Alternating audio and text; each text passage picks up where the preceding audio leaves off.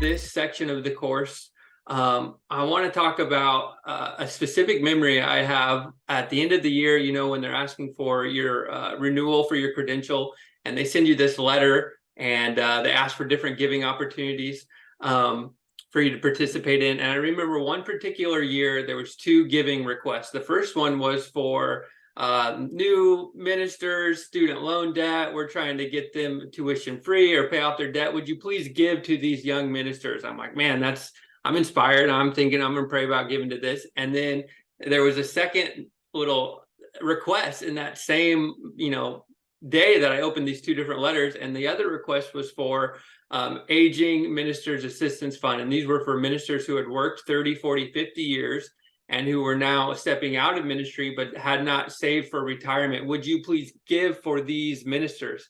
And all of a sudden I felt like this huge tension, like, do I invest in the next generation and help them start student debt free, or do I honor the previous generation and everything that they did before us, and we're standing on their shoulders in ministry?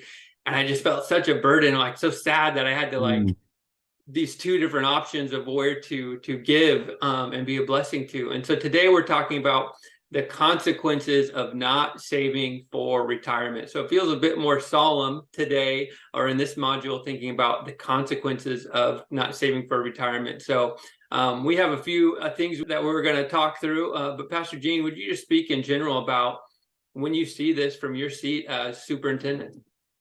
Yeah, my line of sight is unique, and unfortunately, I get to see a lot of the disappointing stories that result from ministers not planning for retirement, and so they go into those retirement years, and they are painful, they are stressful on them, their families, and everyone. And I think, Kyle, the verse that comes to my mind, we all love that verse about carrying each other's burdens in Galatians, right? And we quote that. But two verses later, Paul said, each man must carry his own burden. That there are some burdens that my wife can't carry, my work can't carry, my church can't carry, that our affiliation can't carry, that we have to own. And retirement is one of those. And when people don't own that, the consequences are painful. And the first one is just financial hardship. I mean, their retirement years are not spent resting, enjoying, making memories, living with dignity. They are spending their golden years with regret and financial strain. And boy, that train wreck is hard to watch in slow motion. Yeah, I think when I'm thinking through the other consequences I see, sometimes I see some, not just ministers, but people who have retired, and they end up thinking, oh, I'm just going to depend on Social Security, not necessarily realizing what that limitation, what that lifestyle is like, just living on Social Security alone. Oh, absolutely. And, when you study the history of Social Security, it was never meant to be our primary retirement. It was supposed to be a subsidy to your retirement at work or your personal retirement savings and these kinds of things. So depending on it is, it's the rate of inflation, the cost of everything is going up, that Social Security just isn't enough anymore. So you end up depending on something that isn't going to carry you across the finish line. Yeah. I know, another thing we don't necessarily think about is, when we're older, we'll have reduced quality of life. Our lives change drastically too, and the needs that come along with that. Man, that is so true. I took my grandson fishing for the first time in the San Isabel National Forest, and I got to tell you guys, it was amazing, man. He just kept saying, "Wow, wow," and I thought to myself, this is how I want to spend my retirement. I don't want to spend my retirement in some studio apartment, not even be able to afford plane tickets to go see my grandkids. I want to have a high quality of life, and that doesn't happen by accident, right? It requires planning. And I think another consequence is the burden that we put on our kids and our family when we don't plan. Now we're expecting them to take care of us. And so their own retirement now is postponed. Their own plans are stretched. And so that's another consequence, is the burden that we place not only in our family but on the last ministry church that we're in when we don't plan for retirement, because we end up having to stay longer than we should for no other reason than we just can't afford to retire. Yeah, one consequence that I think of from somebody who isn't planning for retirement, I guess I have a good story, a good example of a minister I know who I really respect. And all throughout his ministry career, he had always had the dream of one day he would love to be the guy who like fills in as interim pastor at these international churches. And he's just like, one day I would love for that to happen. And so the time came and he retired from ministry. And after about 6 months or a year, the opportunity came for him to go to Germany and like Wow. be this interim pastor at this Yeah. church in Germany for like 6 months. And him and his wife went and they loved it. And then they had to do the same thing in Alaska and they lived there for like a year.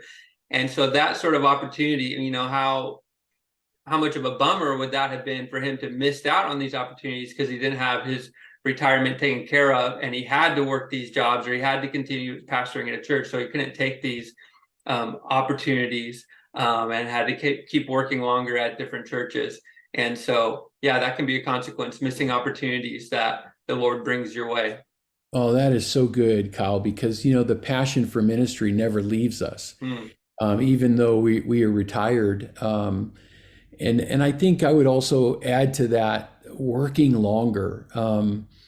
You miss opportunities for lots of reasons. One is because you're working at Home Depot as a greeter, or you're working at Walmart as a greeter, because you can't serve part-time in doing pastoral care at a church because you've got to work a full-time minimum wage job to survive. And so you end up working longer in lower paying jobs in the service industry. And that even holds you down to be able to go visit family and do the kind of things that you talked about, travel and missions work and those kinds of things. I mean, even outside of the exciting things in retirement, there's all the unforeseen, expenses, just like we have now. Oh no, the tires got to get changed, winter's coming, or something's happened at the house, the water heater's gone out. There's also a lot of that, right? Yeah, absolutely. And health issues, I mean, I'd like to think we're all going to be healthy. I went on top of a 14er a couple years ago and slipped on some ice, broke my leg. I was only 50. And I go into the doctor's office and the thing's not healing. And he goes, well, I think we could take the cast off. And I said, well, I don't know, man. I'm looking at that gap. I'm pretty sure those bones are supposed to be touching.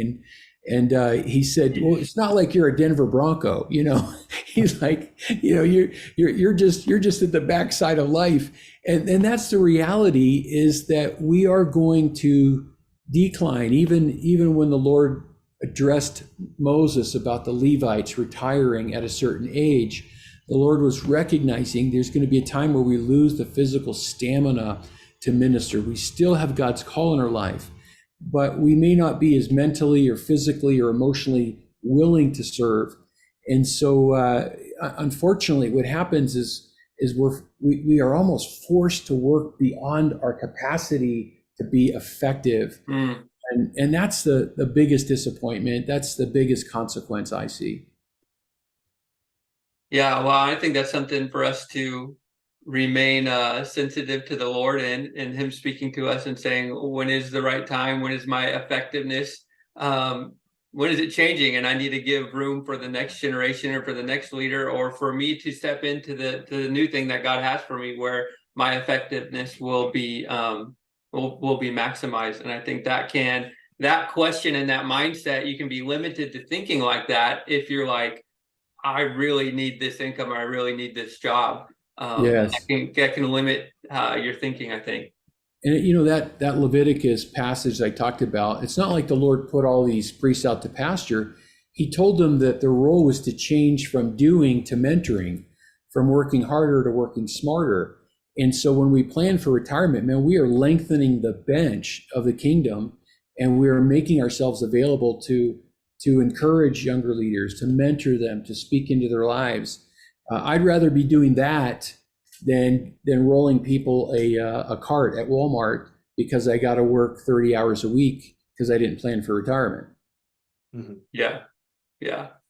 Right on. Well, these are some of the consequences of retirement. I hope you feel some of the weightiness of this is a real thing, and you setting aside some time right now in your 20s, 30s, 40s, 50s, wherever you're starting right now can set you up for success. And this is something your future self, decades from now, will Mm. look back and say, "Thank you, past Kyle. Thank you, past Brian, for taking care of these things now." So we don't have to suffer the consequences like we're talking about today. So awesome. Brian, do you have a last word for us to close out our module today? No, I'm reminded of was it Superintendent George Wood when he was stepping down at our general council, Mm-hmm. and I think it was in LA.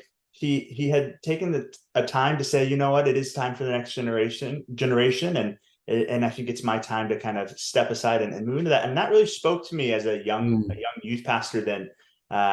Just the encouragement of what you just said, Pastor Gene, of the idea that he's stepping aside not to go away, but to help the next generation to grow. And I think that's a beautiful thing, to position myself so that future Brian can be in a spot where he's going to be able to step aside and help put his arm around and lift up the Amen. next Yeah. generation coming up. And I think that's a beautiful thing.